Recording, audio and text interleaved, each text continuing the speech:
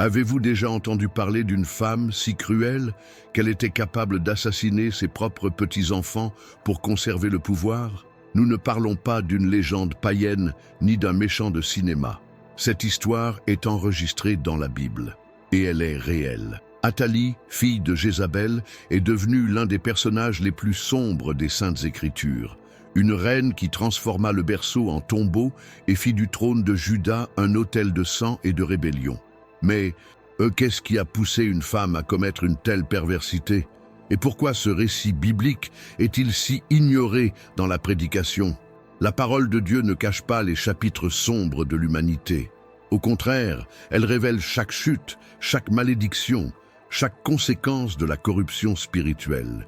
Et Athalie est le reflet de quelque chose de bien plus grand, un esprit toujours actif, opérant dans les familles, les églises et les gouvernements. Quand on regarde ce personnage, on ne voit pas seulement le passé. Nous voyons un avertissement pour le présent. Nous voyons le prix de l'orgueil, du contrôle et de l'idolâtrie du pouvoir. L'histoire d'Athalia ne concerne pas seulement la trahison familiale.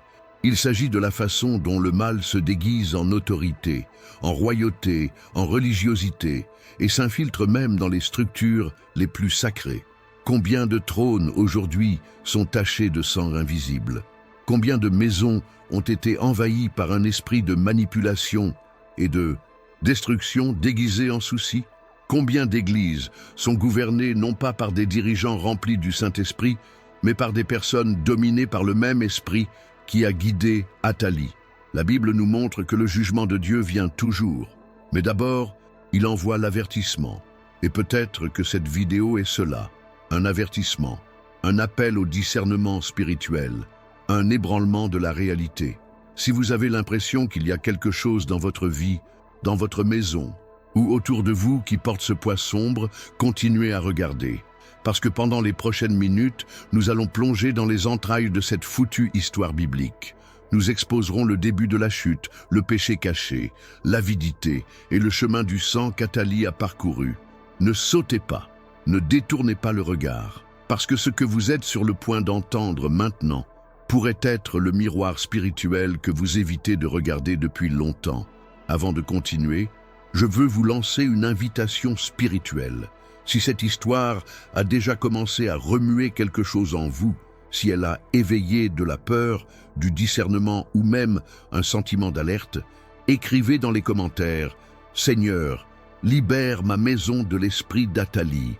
Ce n'est pas juste une phrase, c'est une déclaration de guerre contre tout ce qui a tenté de détruire votre famille, votre foi, votre autorité spirituelle. Ici, dans les commentaires, il ne s'agit pas seulement d'engagement, mais d'intercession. C'est une prière collective, c'est un tollé, et nous prierons ensemble pour vous, parce que cette bataille n'est pas naturelle, elle est spirituelle, et la prière est notre arme.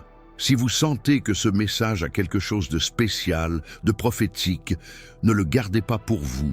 Comme cette vidéo maintenant, cela aide YouTube à comprendre que ce contenu doit toucher plus de personnes. Des gens qui peut-être vivent sous la même malédiction spirituelle et ne s'en rendent même pas encore compte. Et si vous n'êtes pas encore abonné à la chaîne, cliquez sur le bouton d'abonnement.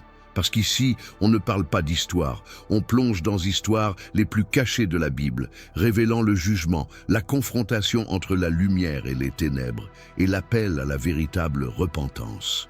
Chaque vidéo est une bataille menée contre la vérité de la parole.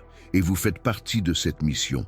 Activez la cloche pour ne rien manquer lorsque nous parlerons de Jézabel, Géasi, Balaam, Absalom et tant d'autres personnages corrompus qui révèlent exactement comment fonctionne le monde spirituel dans les coulisses de l'humanité.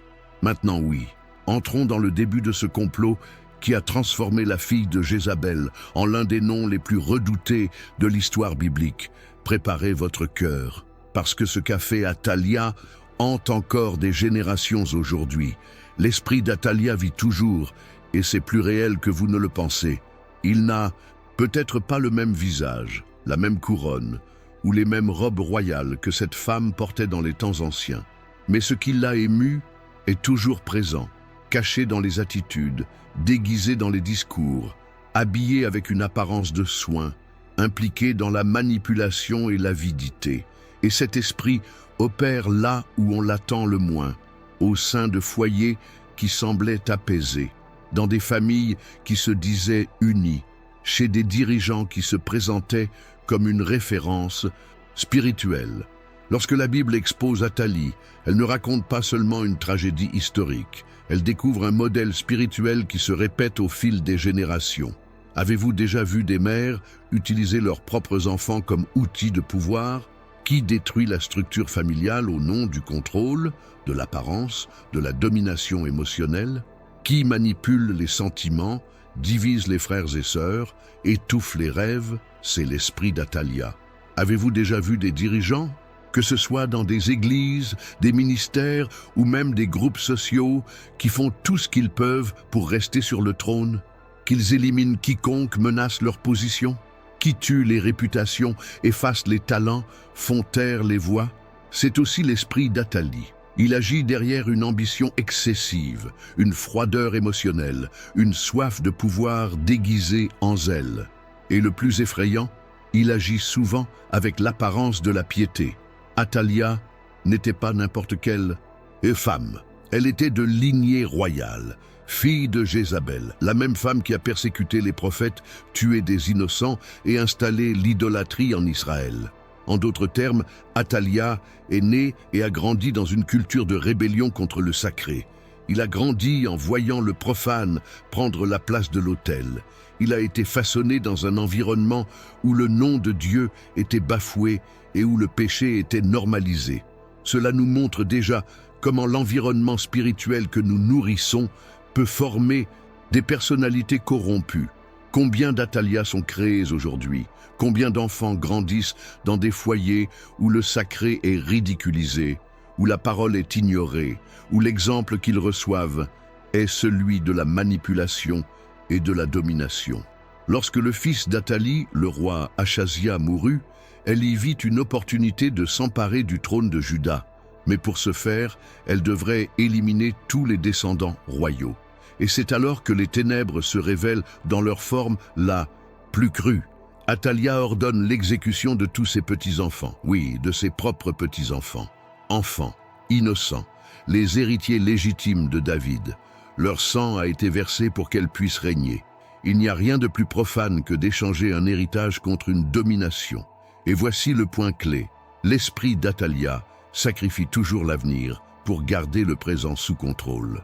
Aujourd'hui, nous voyons cette même action se produire dans différents domaines. Des parents qui annulent leurs enfants pour maintenir leur propre récit. Des dirigeants qui étouffent les talents émergents par peur de perdre leur position. Des hommes et des femmes qui préfèrent détruire ce que Dieu a créé plutôt que de faire place à la prochaine génération. Et ce comportement n'est pas seulement émotionnel, il est spirituel. L'esprit d'Athalie ne peut supporter de voir le plan de Dieu avancer. Il préfère éliminer ce qui est prometteur plutôt que de permettre au royaume du Seigneur de prospérer. Mais il y a un détail crucial dans cette histoire que la plupart des gens ignorent. Quand Athalie fit tuer tous ses héritiers, une femme, Jésheba, la sœur du défunt roi, cacha Joas, un nouveau-né, dans l'une des pièces du temple. Elle le protégea pendant 6 ans, loin des yeux d'Athalie, à l'intérieur de la maison du Seigneur. Et cela nous enseigne quelque chose de puissant. Dieu conserve toujours une graine, même lorsque l'ennemi pense qu'il a tout éliminé. Il y a toujours un reste. Il y a toujours quelqu'un qui est gardé, caché, préservé pour restaurer ce que l'ennemi a tenté de détruire. Si vous vous sentez étouffé, oublié, réduit au silence par quelqu'un qui porte cet esprit d'Athalie, comprenez. Peut-être êtes-vous ce Joas. Peut-être que Dieu vous a caché un temps, non pas pour vous exclure, mais pour vous préserver.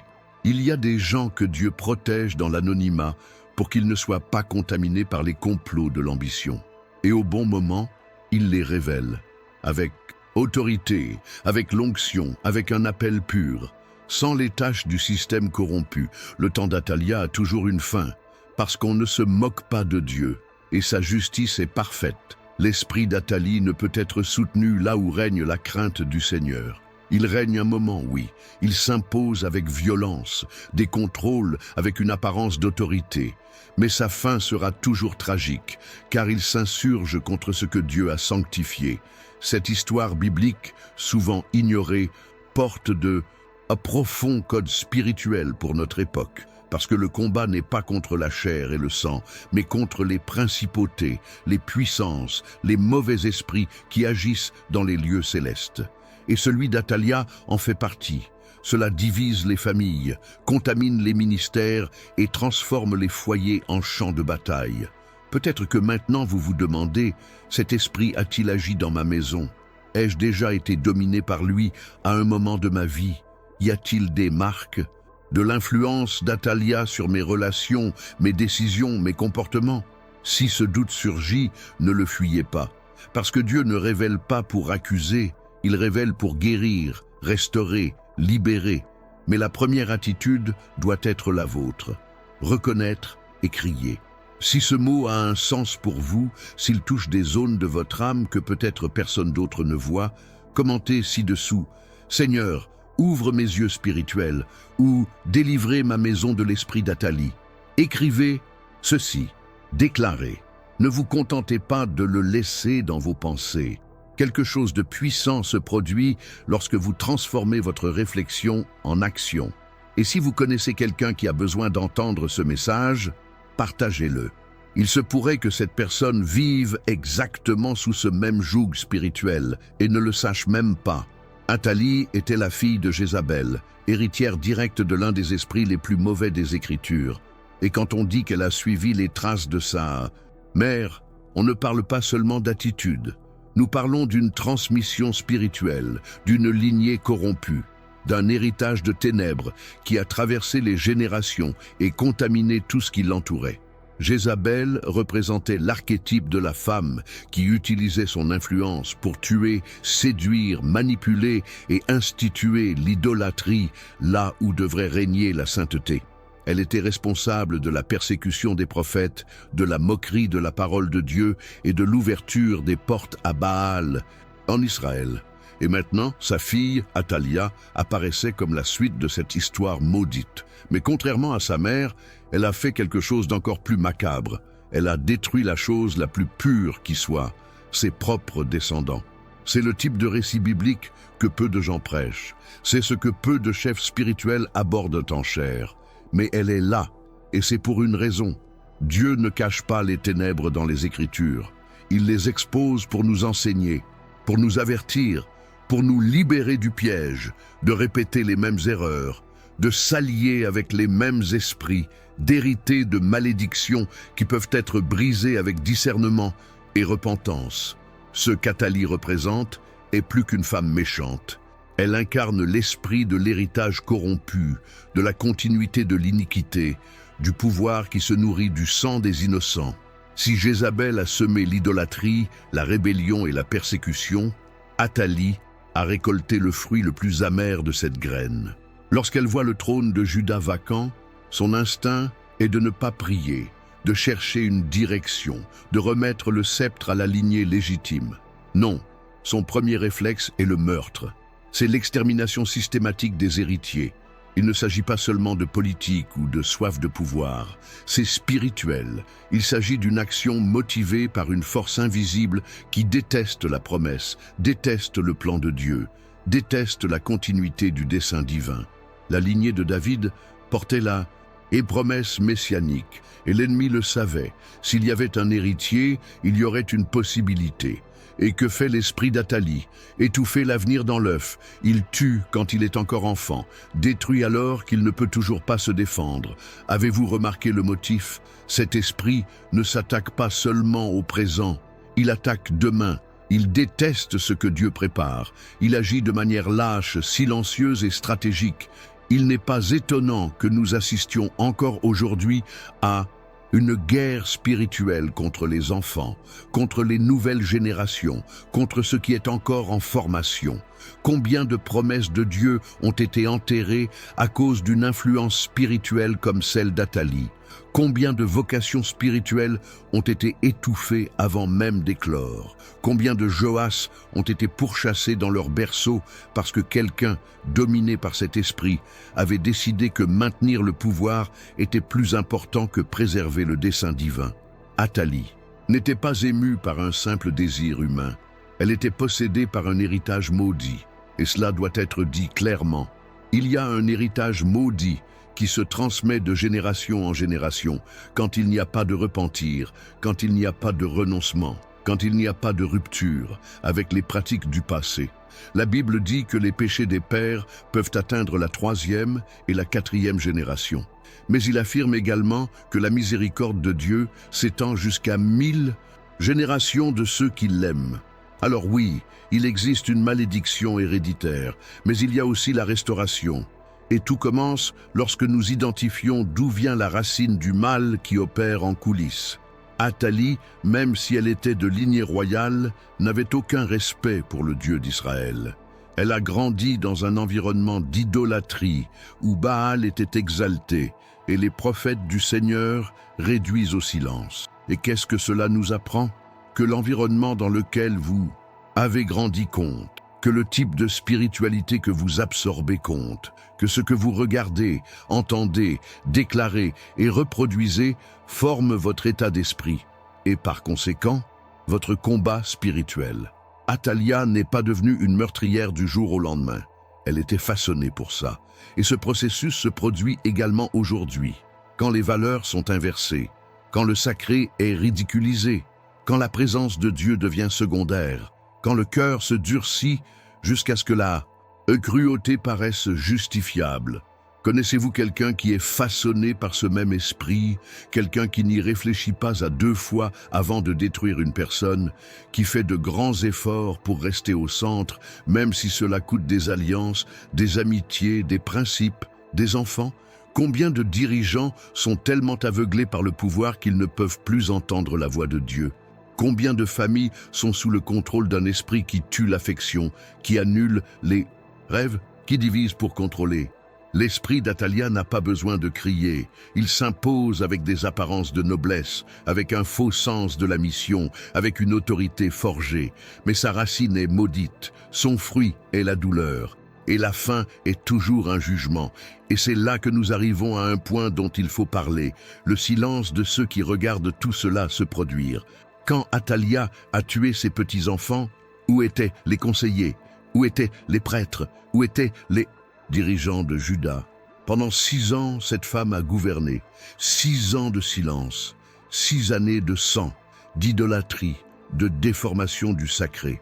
Et c'est plus courant qu'on ne le pense. Souvent, l'esprit d'Athalie ne règne que parce que ceux qui ont pu se lever restent silencieux, parce que ceux qui devraient intercéder regardent avec les bras croisés. Et cette omission, cette peur, ce conformisme spirituel fait aussi partie du problème. Mais Dieu a toujours un reste. Élevez toujours quelqu'un avec un courage, avec vision, avec peur. Il y a toujours une Jesheba qui cache l'avenir, une Jehoiada qui prépare le bon moment, un Joas qui grandit en secret. Et c'est là l'une des plus belles vérités de cette histoire. Même lorsque l'esprit d'Athalie règne, le dessein de Dieu reste intact. Même quand tout semble perdu, une flamme brûle, un bébé caché, un trône réservé à ceux qui ont véritablement une alliance avec le Seigneur. Quand son fils, le roi Achazia, mourut, Athalie ne pleura pas. Elle n'a pas pleuré, elle n'a pas consulté Dieu, elle n'a pas cherché de direction spirituelle ni pris le deuil. Elle a vu, à cet instant, une sombre opportunité, une ouverture pour prendre le contrôle. Et ce qu'elle fit ensuite est l'une des actions les plus inquiétantes et les plus sombres enregistrées dans toute la Bible. Elle ordonna l'extermination de toute la progéniture royale. Oui, y compris leurs propres petits-enfants. Des enfants innocents, qui représentaient l'avenir de Juda, ont été assassinés de sang-froid pour qu'elle puisse accéder au trône. Non par vocation divine, non par intention prophétique, mais par soif de pouvoir.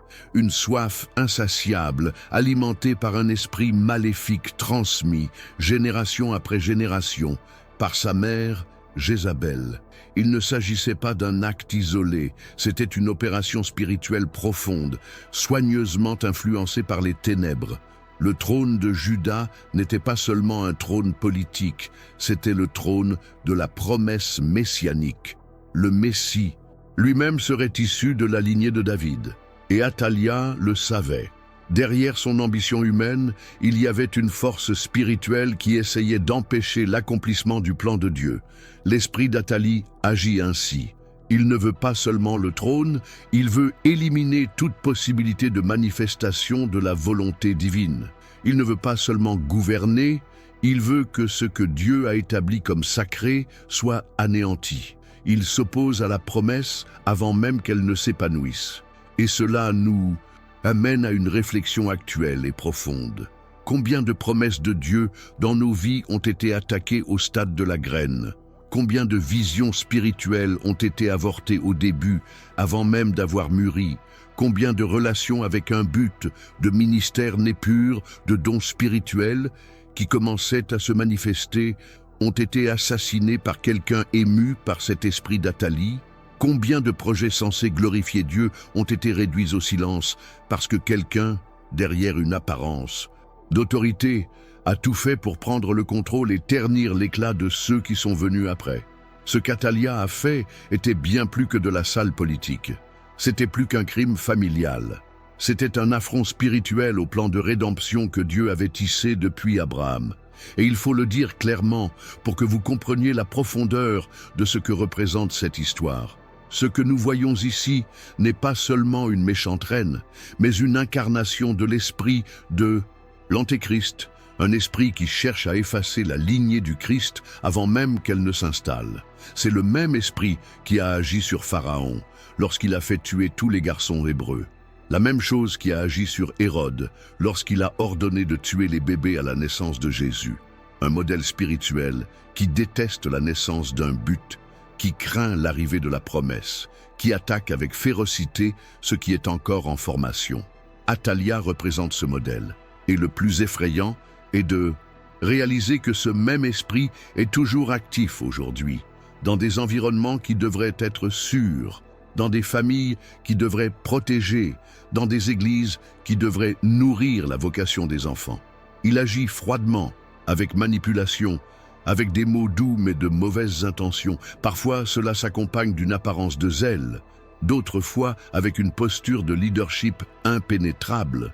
Mais leur mission est toujours la même, détruire la progéniture spirituelle. Et cela peut se produire de plusieurs manières. Cela peut passer par des mots qui découragent. Cela peut passer par des conseils qui tuent la foi. Cela peut prendre la forme d'un contrôle émotionnel, d'une humiliation voilée ou d'une persécution silencieuse. Cela peut arriver à la maison avec des parents qui sabotent les rêves de leurs enfants. Cela peut arriver dans les ministères avec des dirigeants qui suppriment les dons de ceux qui émergent. Cela peut arriver dans des relations où l'un devient l'oppresseur de l'autre, tout cela au nom d'une fausse stabilité. L'esprit d'Athalia n'a aucun problème à le déguiser. Au contraire, il prospère dans l'obscurité.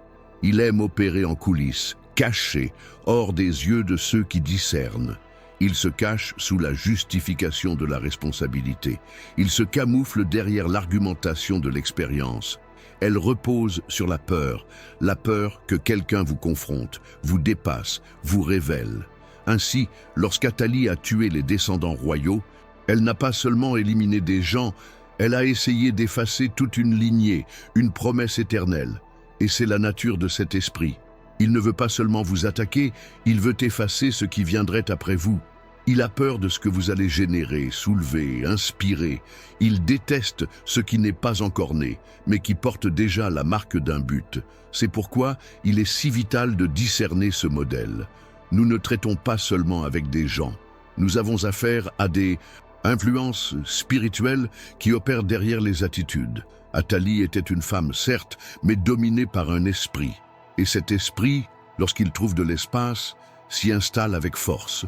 Il entre dans les familles lorsqu'il y a des lacunes dans l'idolâtrie, lorsqu'il y a un manque de couverture spirituelle, lorsque les valeurs du royaume sont échangées contre des ambitions personnelles. Elle entre dans les églises lorsque les dirigeants perdent l'essence de leur vocation et deviennent de simples gestionnaires du pouvoir. Ils pénètrent dans les amitiés, les écoles, les relations, partout où il existe une opportunité de faire taire un dessein divin. Comprenez-vous maintenant pourquoi cette histoire est si sérieuse? Ce n'est pas seulement une vieille histoire. Il s'agit d'une radiographie spirituelle de ce qui se passe aujourd'hui dans de nombreux endroits. Cela révèle le type d'influence qui tente d'effacer la génération d'adorateurs que le Seigneur suscite, le genre d'oppression qui détruit les prophètes dès leur berceau, le type de guerre qui ne se mène pas avec des armes visibles, mais avec des paroles, des gestes, des postures. Une guerre que vous vivez peut-être sans vous en rendre compte, ou que vous avez déjà affrontée et que vous ne parvenez pas à nommer. Si cette partie de la vidéo vous ouvre les yeux spirituels, si vous commencez à identifier des comportements, des situations ou des personnes qui correspondent aux actions d'Athalia, écrivez dans les commentaires « Je veux un discernement spirituel ». Je déclare « Mes descendants ne seront pas réduits au silence ».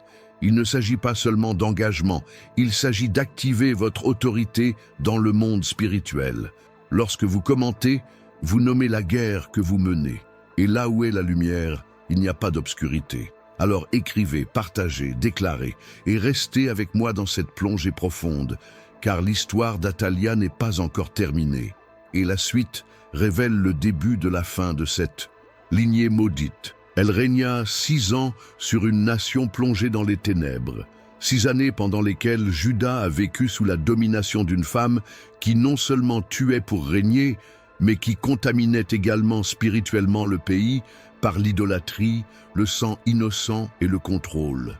6 années pendant lesquelles le peuple de Dieu était sous la domination d'un esprit de tromperie, héritier de Jézabel, se faisant passer pour l'autorité, mais complètement séparé de l'alliance avec le Seigneur. Durant cette période, le temple fut oublié, les valeurs furent corrompues, la vérité fut réduite au silence. C'était comme si la lumière s'était éteinte, comme si le ciel s'était fermé. Mais ce que les yeux naturels n'ont pas vu, c'est que le jugement de Dieu se préparait déjà dans les coulisses. Le Seigneur, dans son silence, préparait quelque chose. Car même lorsqu'il semble que le mal est gagné, Dieu n'est jamais inactif. Alors qu'Athalie jouissait du trône conquis par la force, qu'elle s'enivrait de pouvoir, qu'elle se sentait invincible, un secret était soigneusement gardé au sein même de la maison du Seigneur. Un bébé, descendant direct de la lignée royale, un héritier légitime de David. Joas était son nom, encore un enfant, fragile, sans défense, mais portant en lui une promesse vivante. Ce qu'Athalie croyait avoir exterminé, Dieu l'avait caché. Ce qui semblait détruit, Dieu l'avait préservé. Parce que le Seigneur a toujours un plan caché, une évasion cachée, une réponse silencieuse. Il garde toujours une graine, et c'est exactement ce que nous enseigne ce moment de l'histoire. Tandis que l'ennemi agit sur scène, Dieu agit dans les coulisses. Jéchéba, sœur du roi Achazia et tante de Joas, était la femme utilisée par Dieu pour cacher l'enfant. Elle le prit des mains de la mort et l'emmena au temple, où il fut élevé en secret tout au long du règne d'Athalie. Et voici une révélation spirituelle que vous devez discerner attentivement. Souvent, quand Dieu veut susciter quelque chose de pur, quelque chose qui a un sens, il le cache. Cela le soustrait à la vue du public. Il protège votre anonymat, parce qu'il y a des saisons où la cachette de Dieu est l'endroit le plus sûr. Joas n'a pas été placé dans un palais, il était caché dans le temple, et cela a une signification puissante. Le véritable gouvernement commence en présence de Dieu. La royauté légitime se forge sur l'autel et non sur le trône. C'est en secret que se forment les futurs rois spirituels. Combien de fois vous êtes-vous senti oublié, ignoré, réduit au silence? Combien de fois avez-vous eu le sentiment d'être mis à l'écart, tandis que d'autres, dominés par l'orgueil et le désir de contrôler, étaient exaltés devant les hommes? Et si je te disais que tu étais peut-être au même endroit que Joas, pas oublié, mais caché, non pas rejeté, mais préservé? Dieu vous a mis à part parce que le moment n'est pas encore venu. Parce qu'il y a encore une Athalie sur le trône, mais ce règne est compté. le jugement se forme. Et quand le moment sera venu, Dieu fera sortir de sa cachette celui qu'il a préparé pour restaurer ce qui était corrompu. Joas est la figure prophétique de toute une génération gardée silencieuse par Dieu. Une génération qui n'est pas née pour rivaliser, mais pour restaurer, qui n'a pas été formée dans le système corrompu, mais a été créée en présence. Des jeunes, des enfants, des dirigeants et des intercesseurs formés à l'écart du public, mais proches du sacré. Cette génération est aujourd'hui cachée, mais sera révélée bientôt. Et lorsque cela se produira, l'esprit d'Athalie sera exposé et vaincu, non pas avec des armes charnelles, mais avec une autorité spirituelle, non pas par la force ou la violence, mais par le mouvement de l'Esprit du Seigneur. La Bible dit que Jéhoïada, le prêtre, était aussi l'instrument de Dieu dans ce processus. C'est lui qui a aidé à protéger Joas, qui l'a élevé dans les voies du Seigneur, qui a préparé le moment de la révélation. Cela montre que chaque Joas a besoin d'une Jéhoïada.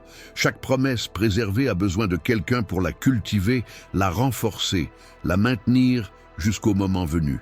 Combien de fois Dieu a-t-il placé des personnes à vos côtés pour vous protéger spirituellement, même sans que vous vous en rendiez compte? Combien de fois le Seigneur vous a-t-il entouré de personnes discrètes, mais pleines de sagesse, qui vous ont empêché d'être exposés avant votre temps, qui vous ont conduit au temple, alors que tout autour de vous criait la mort?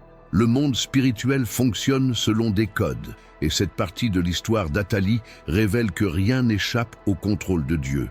Même lorsque le trône est occupé par quelqu'un de corrompu, même lorsque la justice semble lointaine, même lorsque la promesse semble avoir été détruite, Dieu reste aux commandes.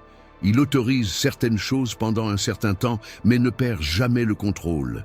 Et il y a quelque chose d'extrêmement réconfortant là-dedans, sachant que même lorsque la lumière semble éteinte, la flamme brûle toujours quelque part, sachant que même lorsque les yeux des humains voient la défaite, le ciel prépare la rédemption. Cette période de ténèbres sur Juda était réelle, mais Dieu n'a pas laissé le peuple sans espoir. Il travaille toujours par couches, et l'une de ces couches est le temps. Athalia a eu 6 ans, mais Joas avait sa formation, et le moment venu, le tournant s'est produit. Mais c'est un sujet pour la prochaine partie. Pour l'instant, je veux vous inviter à réfléchir sur quelque chose de plus intime et profond. Êtes-vous quelqu'un que Dieu cache pour quelque chose de plus grand? Y a-t-il quelque chose en vous qui ne s'est pas encore révélé parce que vous avez besoin de mûrir un peu plus? Votre voix, votre don, votre mission sont-ils sauvegardés pour un moment précis? Lorsque le jeune Joas fut révélé au peuple, ce ne fut pas seulement un moment de tumulte, c'était une pause spirituelle, un tournant. Un cri de vérité qui résonnait comme une trompette au sein d'une nation plongée dans les ténèbres. Pendant 6 longues années, le peuple de Juda a vécu sous la domination d'un esprit qui se nourrissait de peur, de sang et d'idolâtrie. Mais voici que devant tout le monde apparaît celui qui avait été préservé dans le secret, un descendant légitime, un héritier de la promesse, un fils du trône de David. Ce qui avait été caché par Dieu dans le temple était maintenant mis en lumière au bon moment. Et ce qui se passe ensuite est la preuve qu'aucune œuvre de l'ennemi ne reste debout lorsque Dieu décide d'intervenir. Jéhoïada, le prêtre qui avait soigné et instruit Joas, rassembla les capitaines, les chefs, les gardes, et ensemble, ils mirent le siège autour du jeune roi. Ils étaient là pour protéger ce que Dieu élevait. Et cette image est forte, car elle montre que lorsque le Seigneur décide de révéler ce qu'il a préservé, il suscite aussi des hommes pour soutenir et protéger ce qui a été forgé sur son autel. Le peuple, en voyant Joas, vibre, crier, se réjouit, parce que même sans le savoir, ils aspiraient à la justice, pour la rédemption, pour la restauration de la lignée royale. Et maintenant, les yeux fixés sur ce garçon, il savait que le temps de l'imposteur touchait à sa fin. Athalia entend les cris, les gens se réjouissent et couraient pour voir ce qui se passe. Et quand elle voit Joas oint comme roi, quand elle voit la couronne, l'huile et l'approbation du peuple, elle ne reste pas silencieuse. Elle crie « Trahison, trahison !» Mais qui avait trahi? Elle qui a tué ses petits-enfants, elle qui a pris le trône de force, elle qui a contaminé la nation par l'idolâtrie et la corruption spirituelle. Désormais, face aux légitimes, sa voix résonne comme un écho de désespoir, parce que l'esprit d'Athalia hurle lorsqu'on le démasque. Il désespère quand il perd le contrôle. Il accuse parce qu'il sait qu'il va être jugé. Joiada donne l'ordre. Elle ne devait pas mourir à l'intérieur du temple, car ce lieu était saint. Ensuite, elle est emmenée dehors. Et là, à la porte du palais, elle est exécutée. Seule, aucune gloire, pas d'héritage. Le même endroit où elle est entrée en tant qu'usurpatrice est désormais sa dernière porte. Le même chemin qu'il a emprunté avec du sang sur les mains se referme désormais sur son histoire avec jugement. Et cela doit être spirituellement discerné. Dieu lui a permis de régner pendant un temps. Non, pas parce que j'approuvais ses actions, mais parce qu'un plan était planifié en secret. Le Seigneur ne perd jamais le contrôle. Il observe, calcule, prépare. Et au bon moment, le mal est démasqué et la vérité triomphe. Athalie, la femme qui tuait pour régner, a fini sa vie dans l'abandon. Aucun honneur, aucune postérité, parce que tout ce qui est élevé en dehors de la volonté de Dieu, tôt ou tard, tombe à terre. La royauté qui n'a pas de racines dans l'autel ne résiste pas à l'épreuve du temps. Et cela ne s'applique pas qu'à elle.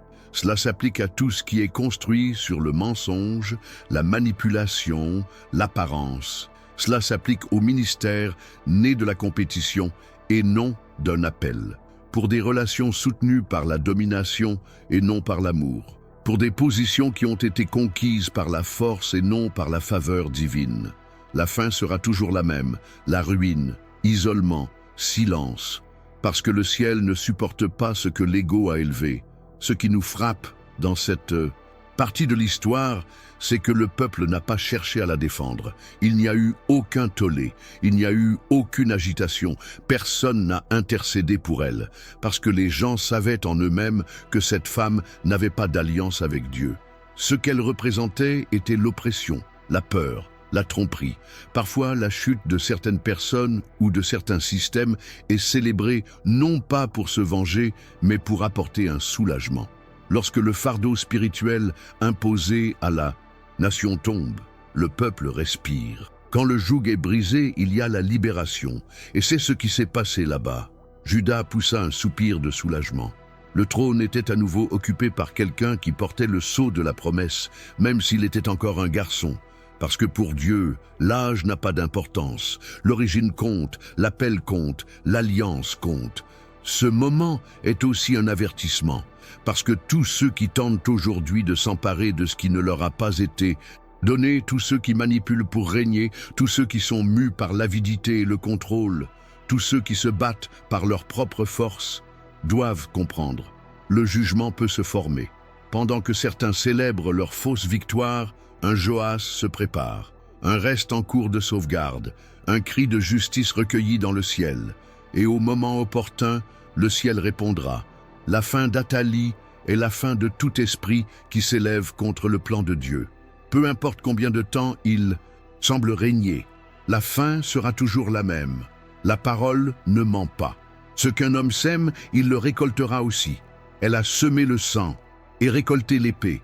Il a implanté l'idolâtrie et a récolté le rejet. Il a semé l'usurpation et récolté la mort. Et ce qui est effrayant, c'est que jusqu'à la fin, elle ne l'a pas regretté. Il n'a pas demandé pardon. Je n'ai pas reconnu l'erreur. Et c'est là l'une des marques les plus visibles de ce type d'esprit. L'incapacité de reconnaître la vérité, même lorsqu'elle est devant elle.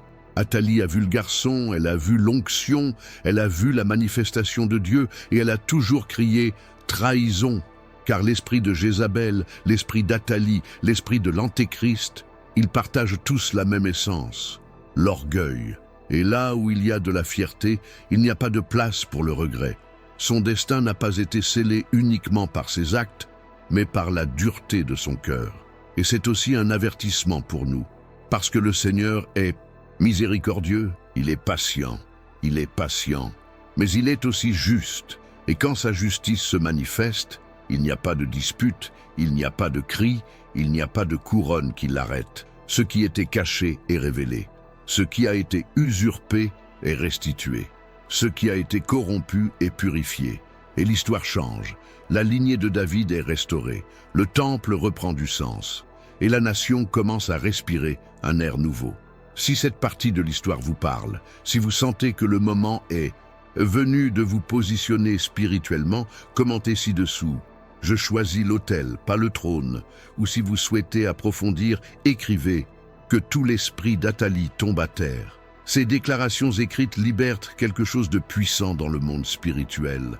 Et si ce contenu active votre conscience, restez avec moi, car ce que Dieu fera après la restauration de Joas nous en révélera encore beaucoup sur la fidélité d'un Dieu qui ne perd jamais le contrôle. Combien de fois avez-vous essayé de tout contrôler, même si cela vous a coûté votre paix, vos relations les plus profondes ou même votre foi?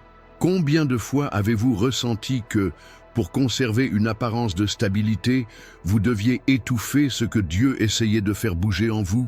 Combien de fois le besoin d'avoir un contrôle absolu sur les choses vous a-t-il amené à repousser les gens, à résister à l'action de Dieu ou à maintenir une position qui était déjà spirituellement vaincue?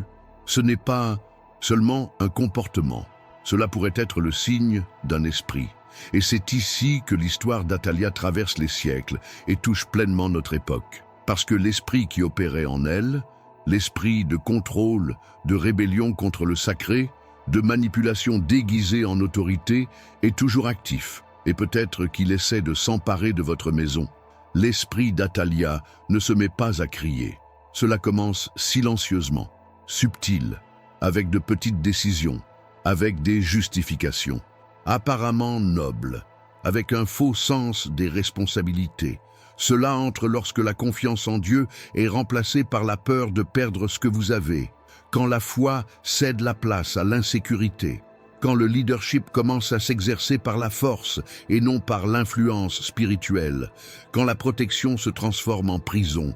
Cet esprit agit lorsque nous essayons de nous accrocher à ce que Dieu nous demande déjà de libérer, quand on n'accepte pas que certaines phases soient terminées, quand nous pensons que si cela ne se passe pas comme nous le souhaitons, cela ira mal.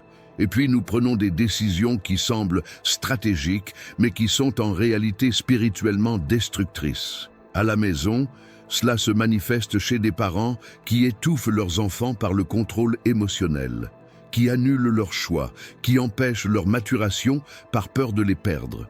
Dans les mariages, cela apparaît lorsqu'une personne essaie de dominer l'autre, en prenant des décisions unilatérales, en la réduisant au silence, en la manipulant avec des reproches et des exigences.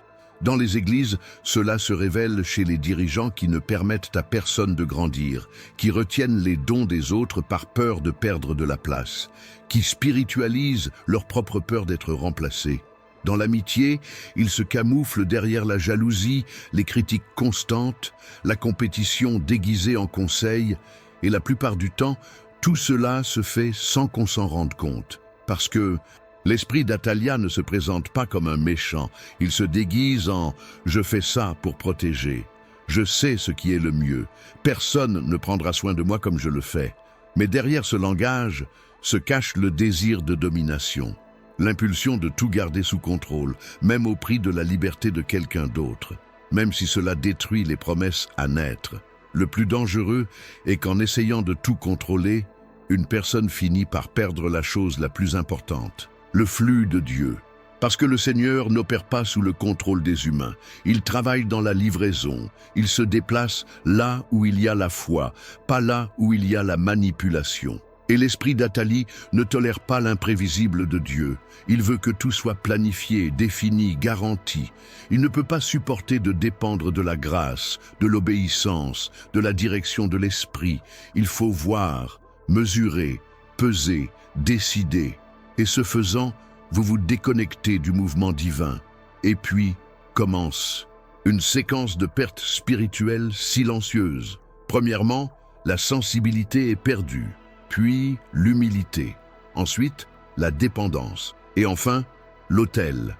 Telle est la logique de l'esprit d'Athalie, dominer l'autel sans révérence, monter sur le trône sans onction. Imposez une autorité sans appeler. Déplacez-vous dans la structure sans être envoyé par Dieu. Par conséquent, la question qui doit être posée honnêtement est la suivante. Y a-t-il des traces de cet esprit dans ma vie? Ai-je, à un moment, pris la place de Dieu dans des décisions qui auraient dû être les siennes? Ai-je essayé de gérer les situations avec la force de mon bras, sans le consulter? Est-ce que je répète des schémas que j'ai observés dans ma famille, dans mon leadership? Et est-ce que je pense que c'est normal, alors qu'en fait il s'agit d'un héritage spirituel qui doit être brisé? Il est très courant que ceux qui portent cet esprit ne s'en rendent même pas compte, parce que le contrôle devient une habitude. Le domaine devient celui par défaut. Et le pire, les gens autour de nous s'y habituent souvent. Des enfants qui ne donnent jamais leur avis, des conjoints qui gardent le silence pour éviter les conflits, des équipes qui obéissent, mais qui ont peur, des amis qui s'éloignent, mais sans expliquer pourquoi. Tout se contamine petit à petit, et l'environnement devient lourd, sans joie, sans vie, sans présence, jusqu'au jour où Dieu intervient. Et puis, tout comme il l'a fait avec Athalie, il révèle Joas caché, relever les opprimés. Cela donne une voix à ceux qui se taisaient, honorer ceux qui sont restés dans le temple, et ça change complètement le scénario. Mais le plus puissant dans tout cela, c'est de savoir qu'il est encore temps de briser ce cycle. Le fait que nous en parlions ici et maintenant est le signe que Dieu est confronté à quelque chose. Il révèle seulement ce qui est prêt à être guéri. Il ne fait qu'exposer ce qui est sur le point d'être transformé. Alors, si, en entendant ces mots, vous vous identifiez à un point, ne vous fermez pas, ne résistez pas, ne le niez pas, parce que cela pourrait être votre opportunité de rompre avec les schémas spirituels qui ont empêché la circulation de l'esprit dans votre foyer, dans votre ministère, dans vos relations. La première étape est de reconnaître, la seconde, livrer, et le troisième, restaurer. Dieu veut guérir votre leadership, votre rôle de père, de mère, d'épouse, de pasteur, de leader.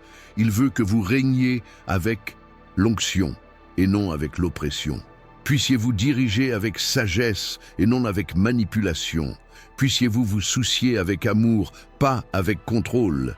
Et tout cela n'est possible que lorsque l'esprit d'Athalie est détecté, expulsé et remplacé par la présence du Saint-Esprit.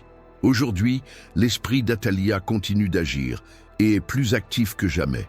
Il opère silencieusement dans l'ombre de la structure, dans des positions d'influence, et se cache souvent derrière des titres, des responsabilités et des apparences de sainteté.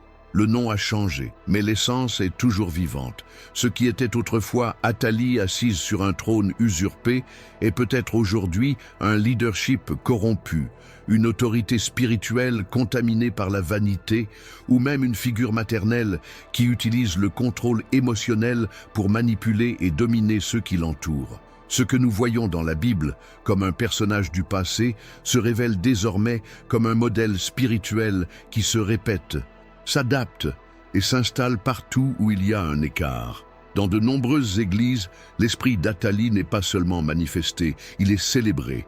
Il porte le masque de l'excellence, de l'organisation, de la hiérarchie, mais derrière cela se cache l'ardent désir de contrôle absolu. Des gens qui ne supportent pas d'être confrontés, des dirigeants qui écrasent toute nouvelle promesse qui émerge parmi ceux qu'ils dirigent, des ministères où il n'y a pas de place pour que de nouveaux dons fleurissent, parce que tout tourne autour de la figure centrale. Les prophètes sont réduits au silence, les disciples sont taillés avant même de grandir, et tout cela sous le slogan du maintien de l'ordre. Mais Dieu sait dans les coulisses. Il voit là où il y a un contrôle déguisé en zèle, là où il y a une domination habillée de spiritualité, là où il y a une manipulation déguisée en leadership. L'Esprit de Dieu ne se déplace pas là où règne Athalie. Il se retire, il se tait, parce que sa présence n'habite pas dans des environnements où le trône a été pris par la force de la chair et non par l'appel d'en haut. Et dans les familles, combien de fois voyons-nous cet esprit agir de manière subtile mais dévastatrice? Des mères qui, par peur de perdre le contrôle, finissent par blesser émotionnellement leurs enfants, qui annulent leurs décisions, qui imposent leur volonté, qui vivent à travers leurs enfants, étouffant leur identité, et cela n'est souvent pas perçu comme quelque chose de spirituel.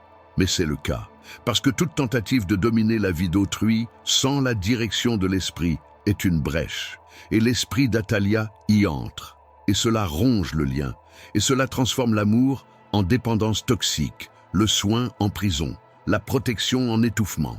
Il en résulte des enfants blessés, déconnectés, avec une identité spirituelle fragmentée. Beaucoup se détournent de Dieu, non pas à cause de lui, mais parce qu'ils associent l'image de l'autorité à l'abus, à la peur et au contrôle, tout cela étant le résultat d'un environnement contaminé. Dans les églises dominées par la vanité, l'esprit d'Athalie prend possession de la chair. Il prêche avec éloquence, il exerce son ministère avec l'apparence d'une onction, il chante parfaitement, mais tout tourne autour de lui, tout tourne autour de la performance. La gloire est partagée, l'autel devient une scène, le culte devient événement, et le Saint-Esprit est attristé.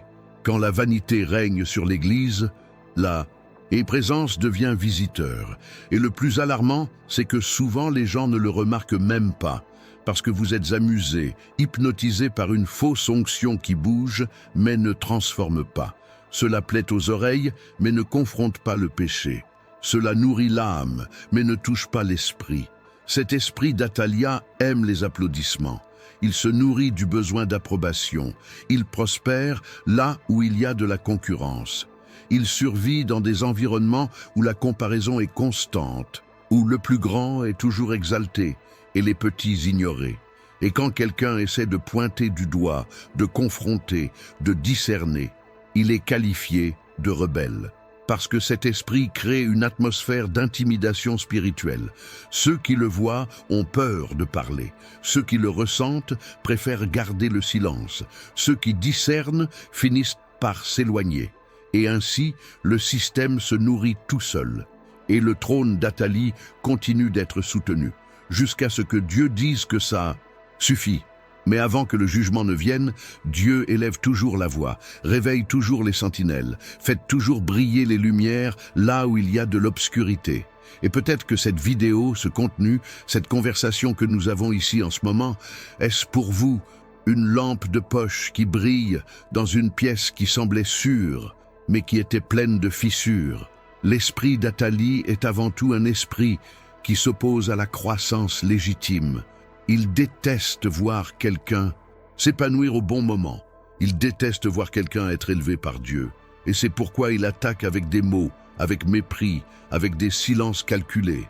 Il s'installe dans des milieux où l'obéissance se confond avec la soumission aveugle, où l'honneur est exigé mais pas vécu, où nous parlons d'onction mais nous vivons d'influence, et où la Bible sert de bouclier mais pas de miroir. Et si votre réalité spirituelle, familiale ou ministérielle ressemble, ne serait-ce que légèrement, à ce que je vous décris, il faut tirer la sonnette d'alarme. L'esprit d'Athalia n'a pas besoin de beaucoup d'espace pour s'installer. Une porte ouverte suffit. Une douleur non résolue, un ego non traité, une blessure émotionnelle qui est devenue une justification pour tout contrôler. Une offense qui a généré le désir de devenir inaccessible. Tout cela peut devenir une entrée vers cet esprit. Et le résultat est toujours le même. Division, mort spirituelle, stérilité émotionnelle, relations détruites et présence de Dieu de plus en plus éloignée. Parce que le Saint-Esprit est sensible, il ne partage pas d'espace avec quiconque veut à tout prix le trône. Mais le plus important est qu'il existe un chemin vers la libération. Dieu n'expose jamais juste pour accuser. Il expose pour guérir. Il révèle se restaurer. Et si vous êtes arrivé jusqu'ici, en écoutant tout cela à cœur ouvert, sachez, il y a de l'espoir. Mais la première clé est de reconnaître. La deuxième étape est de démissionner. Et la troisième est de tout repositionner. Votre foyer, votre leadership, votre façon d'aimer, d'enseigner, de diriger. Parce que Dieu veut ressusciter Joas. Il veut restaurer le temple. Il veut rendre le trône à celui qu'il a choisi. Mais tant qu'Atalia est aux commandes, le ciel reste silencieux. Si vous avez compris ce message et sentez qu'il vous a parlé à un certain niveau, commentez ci-dessous « Je renonce à l'esprit d'Athalie » ou si vous voulez quelque chose de plus profond, déclarez « L'autel redevient ta demeure, Seigneur ». Écrivez avec foi. Ces mots ne sont pas de simples phrases, ce sont des décrets spirituels. Et si vous connaissez quelqu'un qui a besoin de recevoir ce message, partagez-le. Il se peut que cette vérité libère quelqu'un qui a vécu pendant des années dominé par ce schéma sans s'en rendre compte. Restez avec moi, car ce que Dieu commence à révéler après la chute d'Athalie nous montrera comment il restaure ce qui a été blessé et transforme la nation à partir d'une nouvelle génération cachée dans le temple. Mais Athalia n'était que la continuation d'une lignée maudite. Elle n'est pas sortie de nulle part. Il ne s'est pas réveillé un jour avec une soif de pouvoir et une envie de sang. Elle était façonnée, formée dans un environnement spirituel corrompu, enracinée dans l'idolâtrie, alimentée par des pratiques qui se moquaient du sacré. Son caractère ne s'est pas déformé en un instant, mais au cours d'une coexistence intime avec l'un des esprits les plus mauvais de l'Écriture, Jézabel, oui, ta mère, la femme qui non seulement a profané le trône d'Israël, mais qui a ouvertement défié les cieux, défié les prophètes, institutionnalisé l'idolâtrie et fait s'incliner une nation entière devant de faux dieux. Il est impossible de comprendre les ténèbres qui habitaient Athalie sans comprendre l'origine de sa lignée spirituelle. Jézabel n'était pas seulement une reine étrangère qui épousa le roi Achab, elle était une prêtresse païenne, fille d'Ethbaal, roi des Sidoniens, et une fervente adoratrice de Baal et d'Achéra.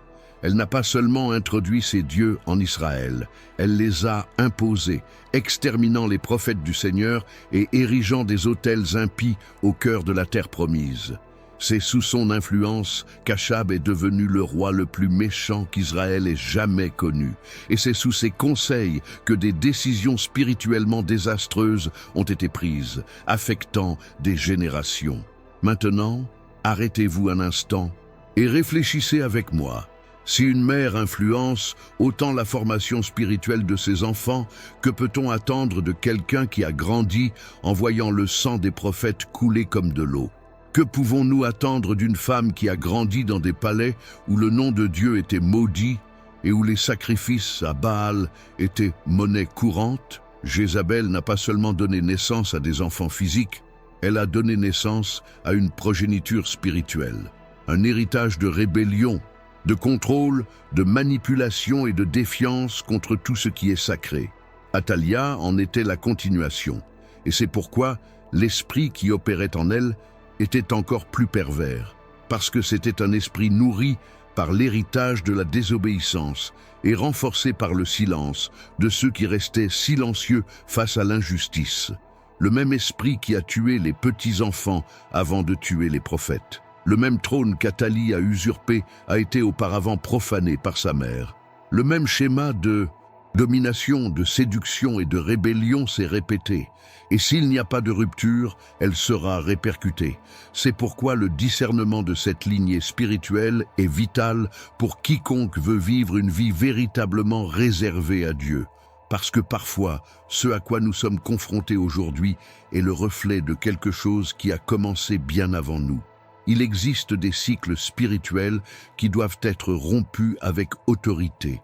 Et il y a des noms comme Jézabel qui, même dans la mort, résonnent encore dans le comportement de nombreuses personnes qui refusent de se soumettre au gouvernement du ciel. Voulez-vous savoir comment tout cela a commencé? Comment cette lignée maudite s'est-elle établie dans l'histoire biblique?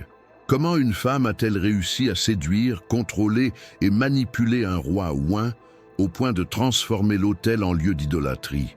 Ensuite, vous devez regarder la vidéo suivante. Jézabel, la femme qui a défié les cieux et a été dévorée par les chiens. Cette histoire n'est pas seulement forte, c'est un avertissement spirituel qui peut expliquer de nombreuses batailles auxquelles vous faites face aujourd'hui sans même comprendre d'où elles viennent. Commentez maintenant. Seigneur, libère ma maison de l'esprit d'Athalie. Cette déclaration n'est pas qu'une phrase au milieu d'une vidéo. Cela a un poids spirituel, c'est une demande, un cri, une rupture avec quelque chose qui peut agir silencieusement dans les foyers, les églises, les relations et les structures qui, aux yeux humains, semblent stables mais spirituellement contaminées. Lorsque vous écrivez ceci, vous ne vous contentez pas de vous intéresser au contenu. Vous accomplissez un acte prophétique. Vous prenez position.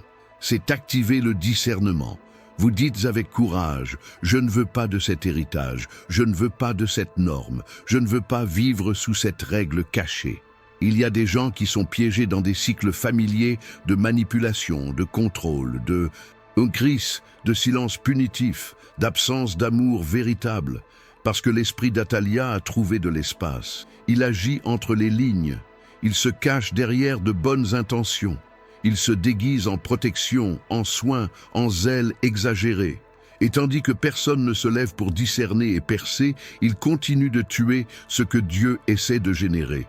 Cela étouffe les relations, rompt les liens entre parents et enfants, génère une compétition entre frères et sœurs, provoque des divisions dans les ministère et affaiblit l'identité spirituelle des gens. Lorsque cet esprit trouve de l'espace, il érode lentement les fondations. Et quand les gens s'en rendent enfin compte, ils sont épuisés, malades émotionnellement et souvent loin de Dieu. C'est pourquoi cette affirmation, aussi simple qu'elle puisse paraître, a une signification profonde. Seigneur, délivre ma maison de l'esprit d'Athalie. Parce que la maison doit être un environnement de guérison et non d'oppression. La famille a été créée par Dieu comme une alliance et non comme un système de domination. L'Église a été établie comme un corps vivant et non comme un empire de vanité. Les relations sont conçues pour construire et non pour lier. Tout ce qui s'en écarte porte une racine contaminée et c'est l'avertissement prophétique de ce contenu. Ne normalisez pas le contrôle déguisé en amour. N'acceptez pas le silence suffocant comme obéissance spirituelle. N'appelez pas honneur ce qui est peur. Là où est l'Esprit de Dieu, là est la liberté. Là où il règne, il y a place pour la croissance, pour la voix prophétique, pour la floraison des dons. Peut-être vous demandez-vous si cette réalité se produit chez vous, dans votre ministère, dans votre environnement de leadership. Et si ce doute est déjà apparu, c'est parce que le Saint-Esprit vous conduit au discernement. Dieu ne révèle jamais quelque chose par hasard. Lorsqu'il apporte la lumière, c'est parce qu'il veut la guérison. Et la guérison commence par la reconnaissance. Vient ensuite le regret, et puis la libération. Écrire cette phrase dans les commentaires est un acte d'abandon. Il dit « Seigneur, s'il y a quelque chose en moi ou autour de moi qui porte cette essence d'Athalie, je veux être libéré. » Et Dieu honore ce type de positionnement. Il agit là où est la vérité. Il répond là où il y a de l'humilité. Et il rétablit là où existe une volonté de recommencer de la bonne manière. Maintenant, pensez à quelqu'un qui vit peut-être sous cette oppression et ne s'en rend même pas compte. Quelqu'un qui est devenu contrôlant par peur de perdre ce qu'il aime. Quelqu'un qui confond leadership et imposition.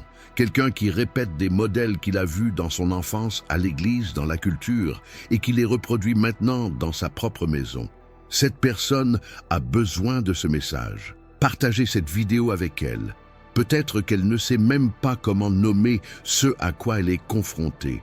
Peut-être pense-t-elle que tout va bien, mais elle vit dans une tension constante, dans des relations fragiles, dans des ministères sans vie, dans des structures qui ne se soutiennent que par les apparences. L'esprit d'Athalia est spécialisé dans la création d'environnements morts. Mais quand la parole entre, elle expose la vérité. Si vous en êtes resté jusqu'ici, c'est parce que Dieu vous a parlé de manière profonde. Et si ce mot vous a confronté, vous a édifié ou a ouvert vos yeux spirituels d'une manière ou d'une autre, alors vous faites partie de ce mouvement. Cette chaîne a été créée pour cela. Réveiller, alerter, restaurer et activer les personnes spirituellement endormies. Et si vous êtes arrivé jusqu'à la fin de cette vidéo, je souhaite faire 3 demandes qui renforceront cet objectif et pousseront ce message encore plus loin. D'abord, abonnez-vous à la chaîne maintenant. Ce n'est pas seulement un clic, c'est un positionnement. Il dit « Je veux continuer à me nourrir de la parole. Je veux continuer à grandir, à apprendre et à discerner le monde spirituel à la lumière des Écritures. Vous trouverez ici un contenu profond et révélateur, avec des histoires bibliques peu parlées, mais pleines de puissance et de vérité. Alors, activez également la cloche pour ne pas rater la prochaine vidéo qui arrive bientôt. Deuxièmement, si je suis arrivé ici, commentez tout de suite, je choisis la vérité et je rejette l'esprit d'Athalie. Cette phrase marquera votre engagement et nous unira également dans les commentaires en tant que communauté d'observateurs spirituels. Tu n'es pas seul. Nous sommes ici pour intercéder, combattre ensemble et déclarer que dans nos foyers, nos ministères et nos vies, seul le Saint-Esprit a autorité. Troisième, laisse un like maintenant. C'est plus important que vous ne le pensez. Lorsque vous aimez la vidéo, YouTube comprend que ce contenu est pertinent et le montre à davantage de personnes qui ont exactement besoin de ce message. Et nombreux sont ceux qui vivent sous l'influence d'Athalia sans le savoir. Votre clic pourrait être l'éveil de quelqu'un. Et enfin, ne partez pas sans regarder la prochaine vidéo qui est déjà ici sur l'écran. C'est la suite de cette série et vous montrera les racines les plus profondes de cette lignée maudite qui a commencé avec Jézabel. Oui, la femme qui a défié les cieux et a été dévorée par les chiens. Cliquez maintenant et venez avec moi découvrir ce que presque personne n'a le courage d'enseigner. Car cette série vous ouvrira les yeux sur une guerre spirituelle commencée il y a des millénaires et qui se poursuit encore dans les coulisses de notre génération. Rendez-vous là-bas.